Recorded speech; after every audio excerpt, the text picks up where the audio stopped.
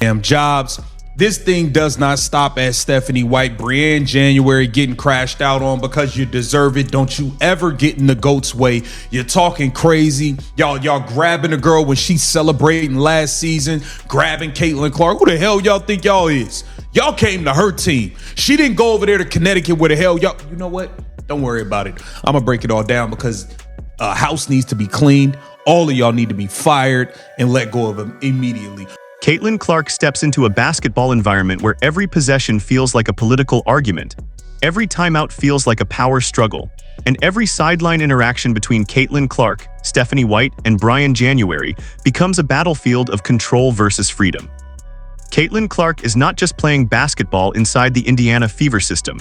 Caitlin Clark is fighting for authority over her own rhythm, her own voice, and her own role in a franchise that looks increasingly unstable around Stephanie White and Briann January.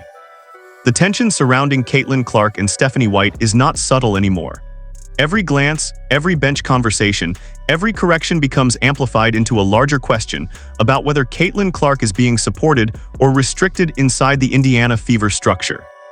Briann January enters that same storm, positioned directly in Caitlin Clark's line of frustration, turning sideline communication into emotional collision points. Caitlin Clark is not operating like a rookie anymore. Caitlin Clark is operating like a franchise centerpiece demanding alignment. And Stephanie White is standing in the middle of that demand, trying to enforce structure that Caitlin Clark refuses to accept when it slows down her game. Briann January becomes part of that friction, where communication breaks down into visible tension instead of coordination. Inside this environment, Caitlin Clark's energy transforms from controlled competitiveness into visible frustration. The Indiana Fever bench stops looking like a support system and starts looking like a negotiation table where Caitlin Clark is constantly pushing back against Stephanie White and Briann January for control over the game's direction. With Briann January, and shout out to the account that sent me this. Shout out to this is the back and forth on the bench.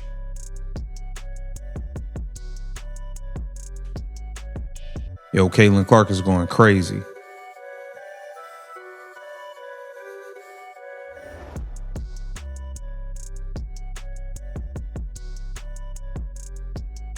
Yeah, man. I don't know. First of all, Briann January, you ain't done. Caitlin Clark's sideline confrontation with Briann January becomes the clearest symbol of the internal tension inside the Indiana Fever. Caitlin Clark is no longer filtering emotion during in-game communication. Every instruction, every correction, and every disagreement with Briann January lands in real time, exposed in front of coaches like Stephanie White who are already under pressure to stabilize the system. Caitlin Clark's frustration is not random. It is rooted in pace, structure, and control. Caitlin Clark wants immediate offensive flow, while Briann January operates within a more controlled, traditional coaching rhythm that clashes directly with Caitlin Clark's instinctive playmaking style. Stephanie White sits at the center of this conflict, trying to mediate between system discipline and Caitlin Clark's high-speed offensive identity. The Indiana Fever becomes split into two visible basketball philosophies.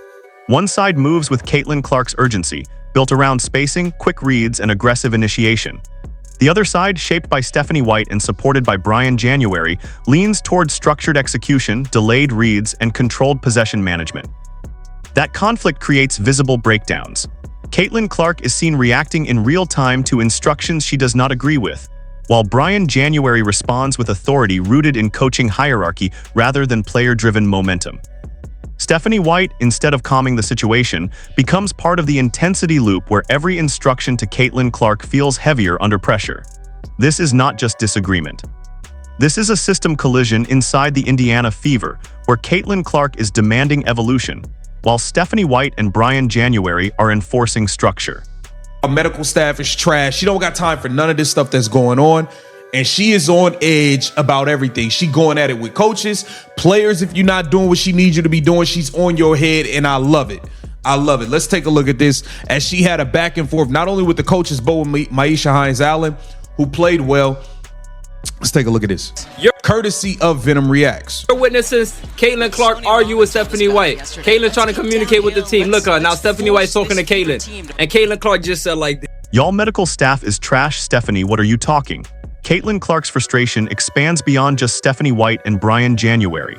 It spreads into the broader Indiana Fever environment, including staff performance, communication breakdowns, and in-game decision-making layers that affect Caitlin Clark's physical and mental rhythm. Caitlin Clark is playing under constant cognitive load. Every possession requires adjustment not just to defenders, but to coaching direction coming from Stephanie White and sideline input involving Briann January. That dual pressure creates a psychological environment where Caitlin Clark is forced to process instruction and execution simultaneously at elite speed. Stephanie White becomes central to this tension because Caitlin Clark's reactions suggest disagreement with timing, substitutions, and tactical direction. Briann January, positioned as a communication bridge, instead becomes another friction point when Caitlin Clark's urgency collides with controlled messaging. This kind of environment is not unfamiliar in elite sports history.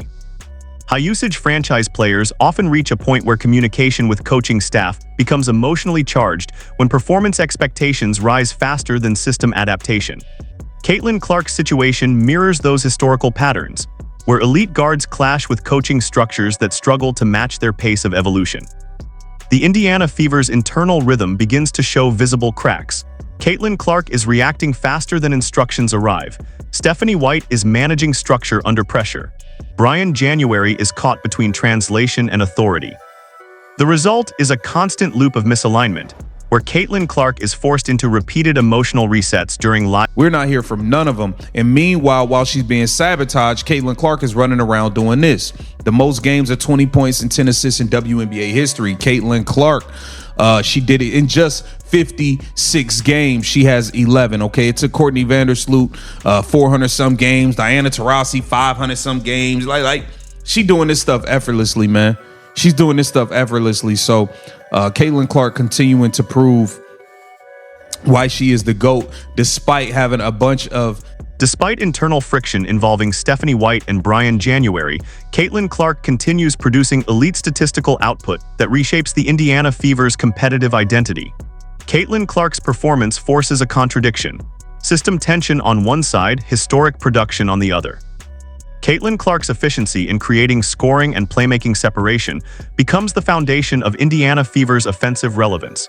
Even while disputes with Stephanie White continue, Caitlin Clark remains the engine driving pace, spacing, and assist creation at a level that positions her among the most impactful guards in league history. Briann January's role in this environment becomes even more complicated because Caitlin Clark's output reduces any justification for limiting offensive freedom. Stephanie White is left balancing organizational structure with undeniable production from Caitlin Clark, creating a scenario where system authority and player dominance exist in direct competition. The financial and franchise implications are massive. Caitlin Clark drives attention, viewership gravity, and arena relevance, while internal conflict with Stephanie White and Briann January generates narrative instability that overshadows pure basketball execution. The Indiana Fever becomes a franchise defined not just by performance, but by internal tension visibility. Caitlin Clark's dominance creates a paradox. The better Caitlin Clark performs, the louder the questions become about coaching alignment with Stephanie White and Briann January.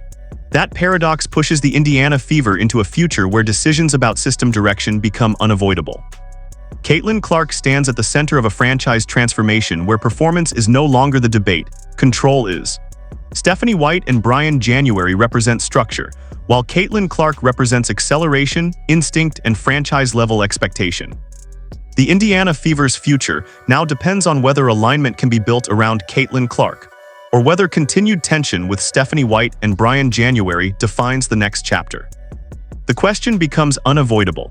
Is Indiana building around Caitlin Clark's dominance, or forcing Caitlin Clark to adapt to a system that no longer matches her pace?